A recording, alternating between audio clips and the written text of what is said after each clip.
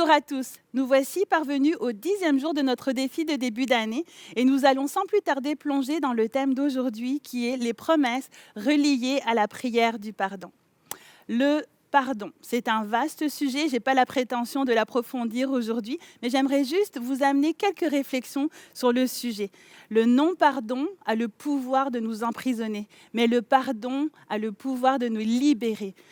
Aujourd'hui, nous allons survoler le thème du pardon qui repose sur 3 principes, 3 clés qui ouvrent le ciel, qui nous donnent accès à la guérison, à la paix, à la délivrance. Et j'aimerais vous apporter 3 sujets de réflexion sur le fait d'être pardonné et de pardonner. Le premier principe, demander pardon. En fait, tout part de soi. Si nous nous disons chrétiens, nous devrions vivre en tant que tels. Nous devons de prendre nos responsabilités, d'agir en conséquence, de reconnaître nos erreurs. Pas simplement des prises de conscience, mais qu'est-ce que nous allons faire avec ça? C'est quand la dernière fois que nous avons demandé pardon? Demander pardon à Dieu, demander pardon à des personnes que nous avons blessées ou offensées, par nos paroles, par nos comportements. Pas du bout des lèvres, pas avec légèreté ou par habitude, sans se justifier, sans s'expliquer, sans avoir des attentes en retour. C'est quand la dernière fois que nous avons pris le temps de nous voir aller, de nous analyser? C'est quand la dernière fois que tu as pris le temps de demander au Saint-Esprit de pointer du doigt les choses, les comportements, les travers, les habitudes qui sont dans ta vie et sur lesquels tu n'as pas pris le temps de t'arrêter et de réaliser non seulement l'ampleur, mais les conséquences.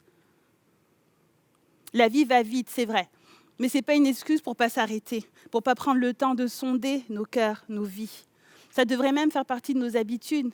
Quand nous avons nos moments de prière, oui, nous avons un temps pour louer, nous avons un temps pour remercier, nous avons un temps pour louer, mais nous devrions avoir un temps d'introspection. Un temps où nous prenons le temps de nous analyser, de demander au Saint-Esprit de faire la lumière sur nos vies, de réfléchir, de nous repentir et d'agir en conséquence.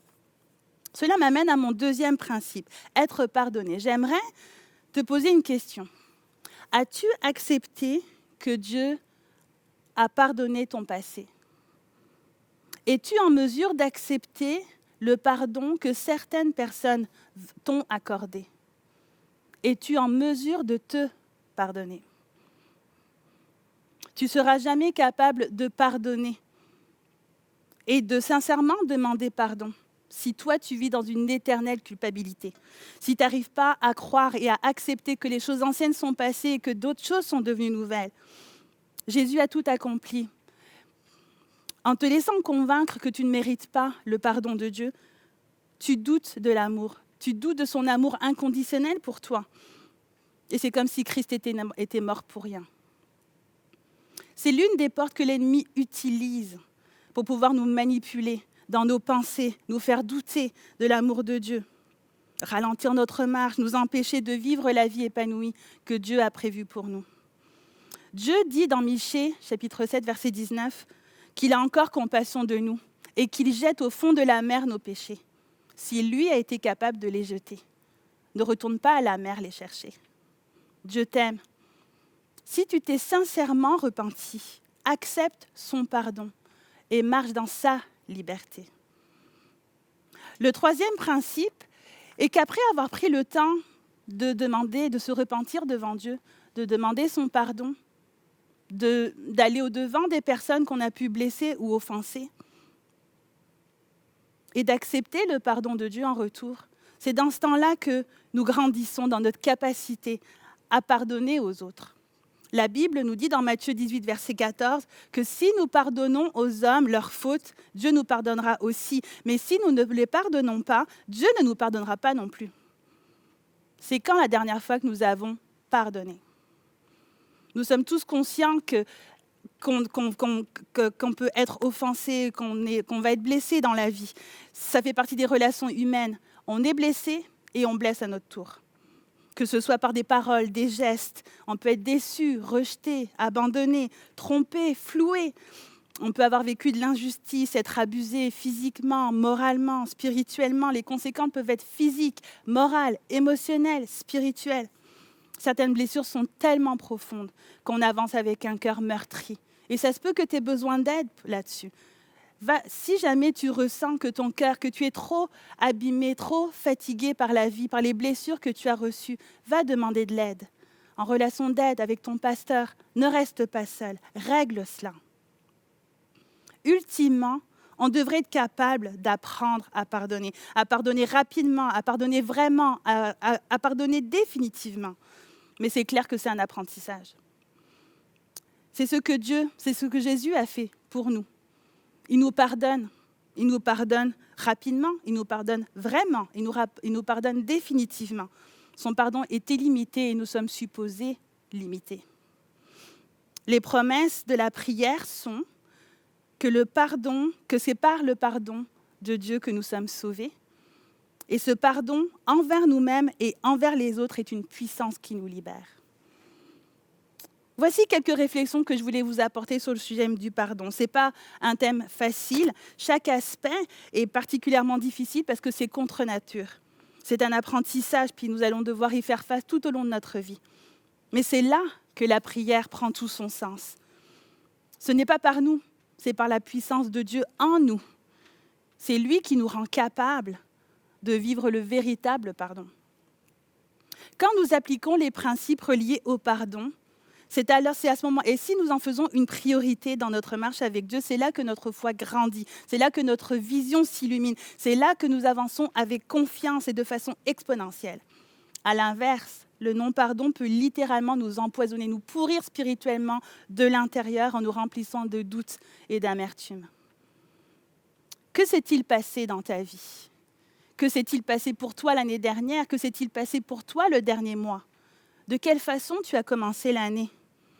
Est-ce que tu ressens une lourdeur dans ta vie spirituelle ? Est-ce que le ciel semble fermé à tes prières ? Est-ce que tu manques d'élan ? Est-ce que tu as de la difficulté à avancer ? La vie te semble pénible ? Il y a peut-être plusieurs raisons à cela. Mais ça pourrait être une conséquence du non-pardon. Pour terminer, j'aimerais vous citer le verset suivant qui se trouve dans Éphésiens chapitre 4, verset 32, qui dit « Soyez bons les uns envers les autres, compatissants, vous pardonnant réciproquement comme Dieu vous a pardonné en Christ. » Que fais-tu pour devenir bon ? Que vas-tu faire avec le pardon ?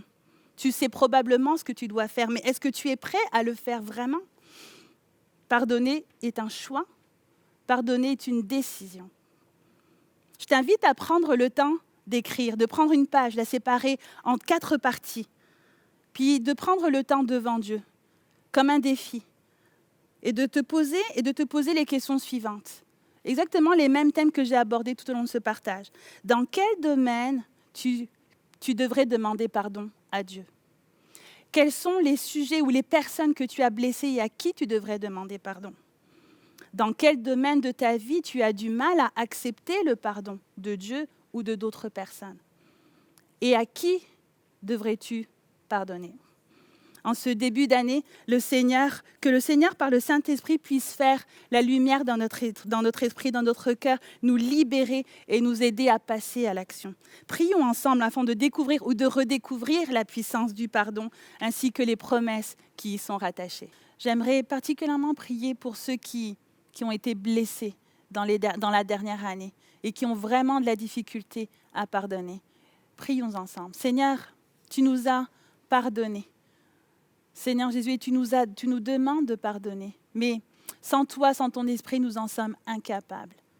Seigneur, je te prie pour moi. Je te prie pour mes frères, mes sœurs. Je te prie, Seigneur, nous voulons te ressembler. Nous voulons être tes imitateurs. Nous savons à quel point le pardon est important. Mais dans notre humanité, c'est quelque chose de tellement difficile. Seigneur, nous avons besoin de toi. Nous avons besoin de ton esprit. Nous avons besoin de ta force. Seigneur, fais la lumière. Mets ta lumière, Seigneur Jésus, dans nos vies, dans nos cœurs. Donne-nous la force, ta force, d'être capable d'accepter ton pardon et de pardonner à notre tour, Seigneur. Tu connais nos cœurs. Tu sais par quoi nous sommes passés.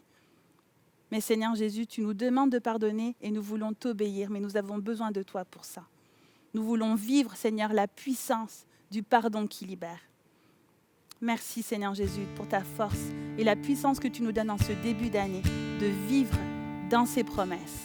Merci, Seigneur. Affligés par nos défaillances, nos blessures et nos chaînes,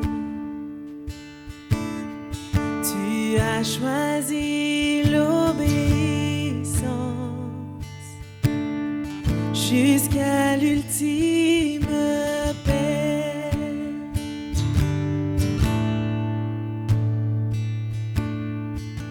Tu as connu toute souffrance, vécu toute injustice, fondement de mon espérance, merveilleux sacrifice.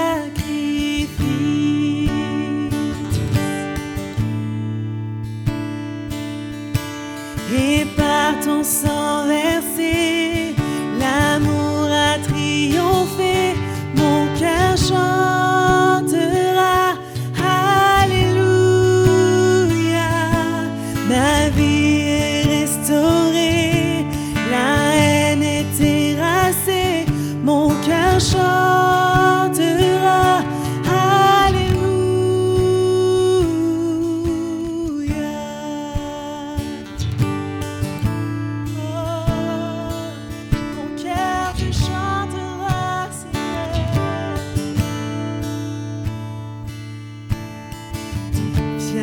accomplir ta volonté sur terre comme aux cieux. Apprends-moi à tout pardonner, suivant ton cœur, oh Dieu.